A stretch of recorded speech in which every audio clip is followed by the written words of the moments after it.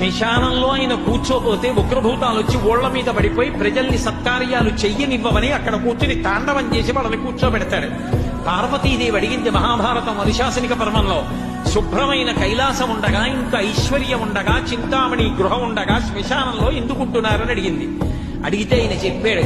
పార్వతి బతికున్న నాళ్లు అన్ని చోట్లకి వెడతారు, ఏమీ తోచట్లేదు, శ్మశానానికి వెళ్ళొద్దామని ఎవరు రారు పార్వతి. నేనంతవాణ్ణంటాడు, పొడుగ్గా ఉన్నానంటాడు, తెల్లగా ఉన్నానంటాడు, పండితుణ్ణంటాడు, పద్యాలు నాకు నోటికొచ్చంటాడు, ఉపన్యాసం చెప్పగలనంటాడు, నాకు పాటలొచ్చంటాడు, నేను నాట్యం చేస్తానంటాడు, నేను అధికారినంటాడు, నా దగ్గర డబ్బుందంటాడు,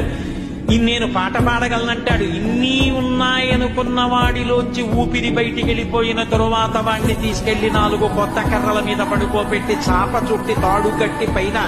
నూలుబట్ట కప్పి తీసుకొచ్చి అన్నీ తీసేసి కర్రల మీద పడుకోబెట్టి కాల్చేస్తుంటే జీవుడు లేచి నిలబడి పుర్రె పగిలిపోయిన తరువాత కన్న కొడుకు కూడా స్నానం చేసి వెళ్ళిపోతుంటే చీకటి పడిపోయాక,